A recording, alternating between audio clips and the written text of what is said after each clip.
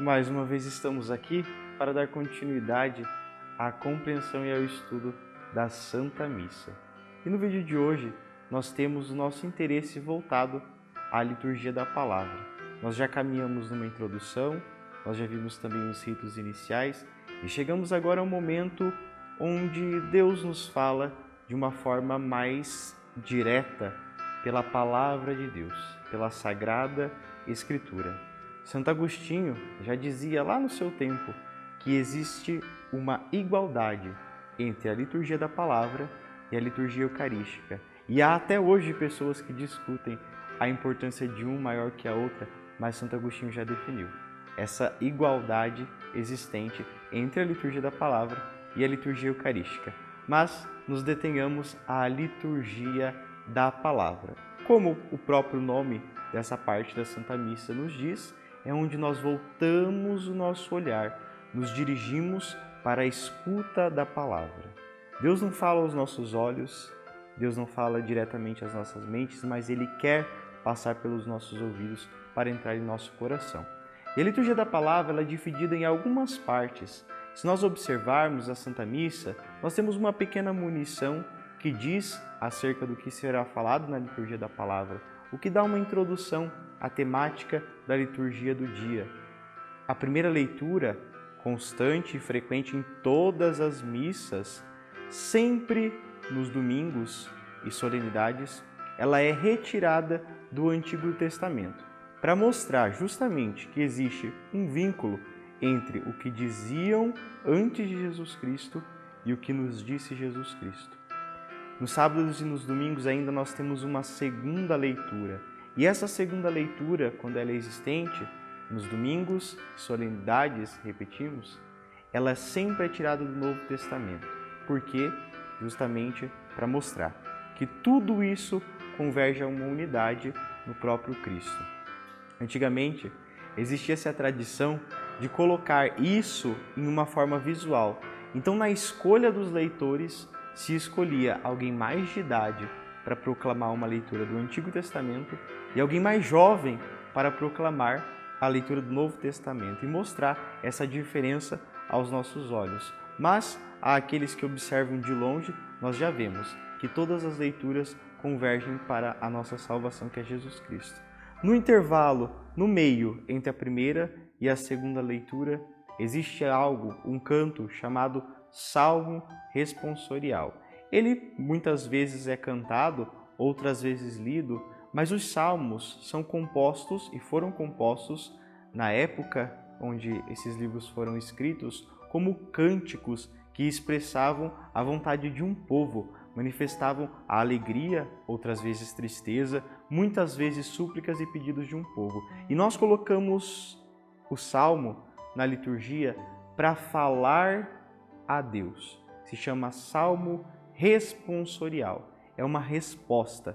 Nós escutamos as leituras e uma forma de responder a Deus é pelo Salmo. E é interessante ver como nós, seres humanos, somos limitados e não conseguimos expressar a vontade de Deus. Então nós usamos da própria palavra de Deus, os Salmos, que estão escritos na Sagrada Escritura, para louvar e bendizer a Deus. Usamos das palavras de Deus para responder à palavra que chegou aos nossos ouvidos. Então aqui nós temos a primeira leitura, o Salmo Responsorial e a segunda leitura. Passado isso, nós temos ainda a chamada aclamação ao Evangelho. Uma aclamação significa algo que é expresso do coração, do mais íntimo do coração, e uma grande alegria, porque nossos ouvidos esperam uma mensagem do próprio Cristo. No Evangelho, quem nos diz é o próprio Jesus. São as falas que saíram da boca de Jesus, escrita pelos evangelistas. É o próprio Cristo quem dirige as suas palavras e seus ensinamentos de verdade e de vida. Então nós temos ali os evangelhos de João, Marcos, Mateus e Lucas, divididos durante os anos.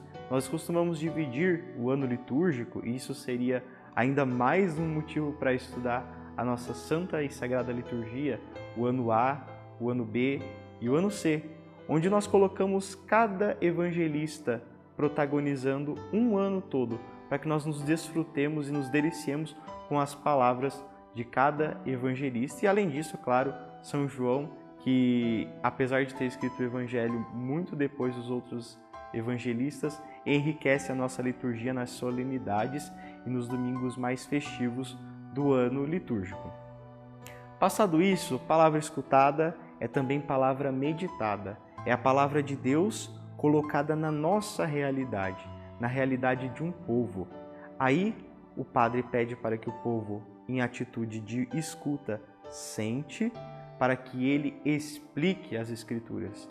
E é interessante notar que lá atrás Jesus já fazia isso nas sinagogas. Todos sentavam para escutar a explicação de Jesus. E o padre, como aquele que representa mais explicitamente a presença de Jesus, bom pastor, é aquele que vai explicar às suas ovelhas o que nos fala as Sagradas Escrituras, criar uma relação entre elas, o que algumas vezes para nós leigos parece um pouco difícil, mas o padre tem essa missão de facilitar a palavra de Deus e colocar aos nossos ouvidos aquilo que Jesus e as Sagradas Escrituras nos disseram no decorrer dos anos. Também nesse momento é propício que o padre dê alguma orientação ao seu povo. Muitas vezes é necessário que o padre, enquanto pastor, tenha esse momento como orientação. É uma atitude do padre enquanto pastor. Palavra proclamada, palavra meditada, é também palavra colocada em oração. E aqui nós colocamos o creio e também a oração da Assembleia. O creio é a nossa renovação de fé. É aquilo que nós acreditamos e nós temos firme convicção. E nós proclamamos isso todos os domingos quando vamos à Santa Missa. Creio em Deus Pai Todo-Poderoso. E aí afirmamos todas as verdades da nossa fé. Aquilo que nós chamamos de dogmas de fé. Realidades que são indiscutíveis para alguém que se diz cristão. Antigamente existia uma tradição entre os primeiros cristãos onde alguém que dizia não à fé católica e gostaria de retornar, a única atitude que ele precisaria fazer era professar a sua fé por meio do creio, porque é uma oração que professa aquilo que nós acreditamos em nosso coração.